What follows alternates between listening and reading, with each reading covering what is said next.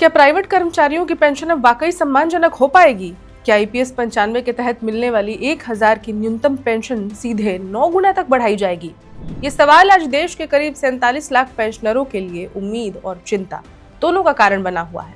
लेकिन चिंता क्यों? उम्मीद तो अच्छी चीज है। पेंशन अगर 9 गुना बढ़ता है तो एम्प्लॉयज को चिंता क्यों है? आइए आज की इस खबर में जानते हैं। नमस्कार, मेरा नाम है रिचा और आप देख रहे हैं वन इंडिया हिंदी।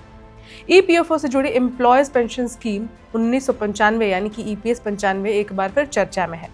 लेबर यूनियनें और पेंशन संगठन लगातार मांग कर रहे हैं कि न्यूनतम पेंशन 1000 से बढ़ाकर 9000 प्रति माह किया जाए।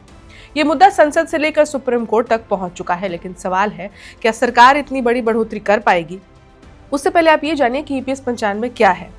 ईपीएस 95 एक सरकारी पेंशन योजना है जिसे ईपीएफओ संचालित करता है। ये योजना संगठित क्षेत्र में काम करने वाले निजी कर्मचारियों के लिए है। जब कोई कर्मचारी ईपीएफ में योगदान करता है तो नियोक्ता के हिस्से का 8.33% पेंशन फंड में जाता है। इसके अलावा केंद्र सरकार 15,000 तक वेतन पर 1.16% योगदान देती है। अगर कर्मचारी कम से कम 10 साल की सेवा पूरी करता है तो 58 साल की उम्र के बाद उसे मासिक पेंशन मिलती है।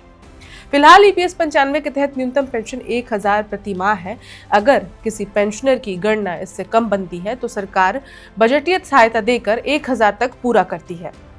वहीं अधिकतम पेंशन मौजूदा 15,000 वेतन सीमा और 35 साल की सेवा पर करीब 7,500 तक पहुंचती है। सुप्रीम कोर्ट के आदेश के बाद जिन कर्मचारियों ने वास्तविक वेतन पर योगदान चुना है उनकी पेंशन इससे ज्यादा भी हो सकती है।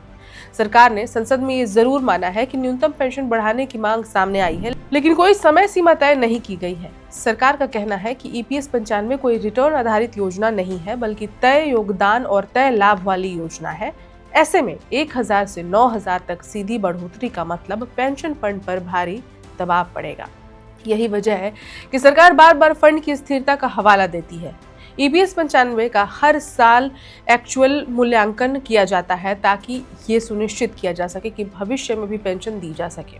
9 गुना बढ़ोतरी से सरकार पर वित्तीय बोझ कई गुना बढ़ जाएगा। इस बीच सुप्रीम कोर्ट ने 2026 की शुरुआत में सरकार को ईपीएफओ की 15,000 वेतन सीमा समीक्षा करने का निर्देश भी दिया है।